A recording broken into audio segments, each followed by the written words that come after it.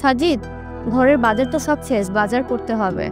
আচ্ছা আবি, আমি কলেজে যাবো, আমার একটু খেতে দেও না, খেয়ে তারপর কলেজ যাবো। তোমাকে খেতে দিব মানে? তোমাকে তো আমি একটু আগেই খেতে দিলাম। এই, তোমার দিনে কয়বার ক্ষুধা লাগে? হ্যাঁ ভাবি, প্রায় 2-3 ঘন্টা আগে খেয়েছি, এখন তো আমার ক্ষুধা পেয়ে গেছে না। আর তুমি জানোই তো আমার একটু খাবার বেশি লাগে। প্লিজ তুমি আমাকে একটু খেতে দাও, ক্ষুধা পাইছে। 2-3 ঘন্টা পর পর ক্ষুধা লাগে তাই না তোমার? দেখো বাইরে অনেক গরম পড়ছে, এভাবে তোমার জন্য আমি 2-3 ঘন্টা পর পর রান্নাঘরে যেয়ে রান্না করতে পারবো না। আর দেখো আমরাও তো মানুষ তাই না? কই আমাদের তো এত ঘন ঘন ক্ষুধা লাগে না, তোমার এত কেন ঘন ঘন ক্ষুধা লাগবে? আচ্ছা বাদ দাও না, এইভাবে কথা বলার কোনো দরকার নাই তো, তাই না? বাদ দিব মানে? এই, তুমি জানো তোমার ভাই এখন নতুন জিম শুরু করেছে, আর সেই জিম করার জন্য তার দিনে 4-5টা করে ডিমই লাগে। সেই ডিম সিদ্ধ করে দিতে হয় কিছুক্ষণ পর পর, একটু পর পর তার জন্য খাবার রেডি করে দিতে হয়। আমার কিসের ঠেকা লাগছে এত, হ্যাঁ, যে তোমার ভাইয়ের জন্য একটু পর পর আমি খাবার রেডি করব? কি প্রচন্ড গরম পড়েছে এখন, এই গরমের মধ্যে কিভাবে আমি রান্না করে যেয়ে এই সারের জন্য খাবার রেডি করব? এই শোনো, আমি তোমার জন্য এত ঘন ঘন খাবার রেডি করে দিতে পারবো না, ঠিক আছে? তোমার যদি এতই ক্ষুধা লাগে তাহলে তুমি এখন থেকে যে বাইরের রেস্টুরেন্টে খাবার খাবে। আর যদি খাবার খেতে না পারো, না খেয়ে থাকো, কিন্তু তারপর আমি তোমার জন্য খাবার রেডি করতে পারবো না। ফার্দার আমাকে কিন্তু আর খাবার রেডি করে দেওয়ার জন্য বলবে না, আমি কিন্তু মোটেও তোমার জন্য আর খাবার রেডি করতে পারবো না।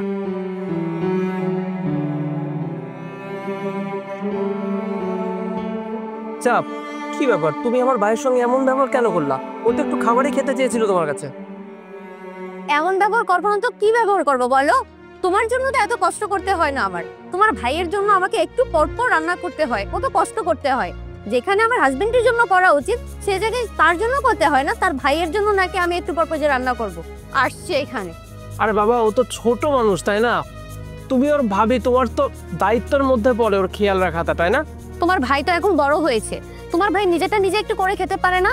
এখানে আমাকে একটু পরপর এসে বিরক্ত করে। আমি কি চাকরা নিয়ে বাড়ি যে একটু পরপর তার জন্য খাবার রেডি করে দিব? আর তোমার ভাই সে 1 বছর ধরে বাড়িতে এসে আছে, কিছু তো করছে না কাজ করব, তার উপরে কিনা হুকুম দিয়ে যাচ্ছে পায়ের উপর পা তুলে। দেখো প্লিজ এভাবে কথা বলো না। মা মারা যাওয়ার পর থেকে ছোটবেলা থেকে এই পর্যন্ত ওকে আমি অনেক আদর দিয়ে মানুষ করেছি।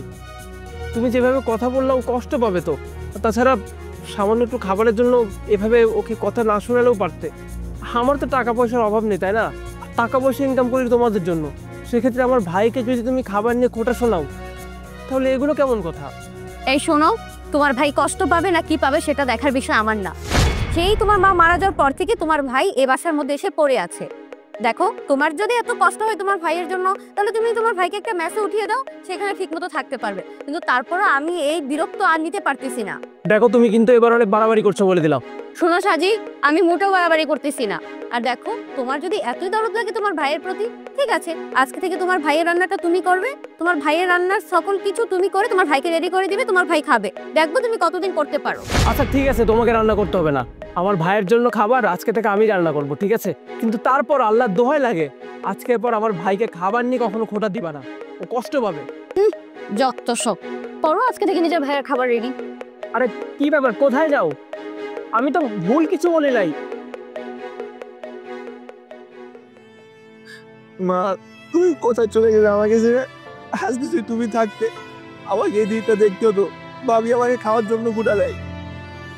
ভাই নে খাবারটা খেয়ে নে। না ভাই, আমি খাবার খাবো না। আমি ভাবির কাছে সামান্য খাবার চেয়েছি, আর ভাবি আমাকে যা নয় তাই বললো। সবসময় ভাবি আমাকে অপমান করে খাবারের জন্য। আমি ভাবিকে তো নিজের মায়ের মতো ভালোবাসি তাই না? তা ভাবি আমার সঙ্গে এমন করে কেন? আমি খাবো না খাবার। বুঝতে পেরেছি, তুই বোধ হয় তোর ভাবির কথা রাগ করেছিস।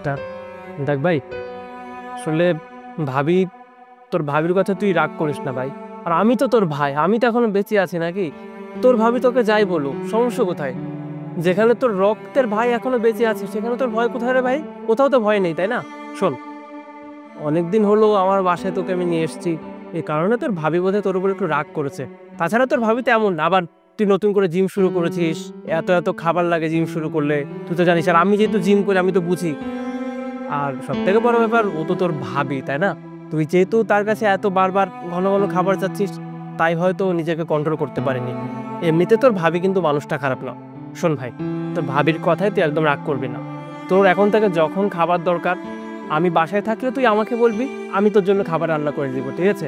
আর তুই যখন বাসায় থাকবি আমি সব কিছু নিয়ে এসে রেখে দিব বাসায়, যেমন ওটস বল, peanut butter, white bread, brown bread, সব কিছু নিয়ে রেখে দিব, তুই সেগুলো খাবি। তোর ভাবিকে তুই ডিস্টার্ব করবি না। তোর ভাবির যে মাথা গরম, ও যদি রেগে যাও আমাকেও ছাড়ে না, তোকে কীভাবে ছাড়বে বলতো? আর মা মারা যাওয়ার পর থেকে তো তুই আমার শেষ ভরসা, তাই না? তুই ছাড়া আমার কে বা আছে বল?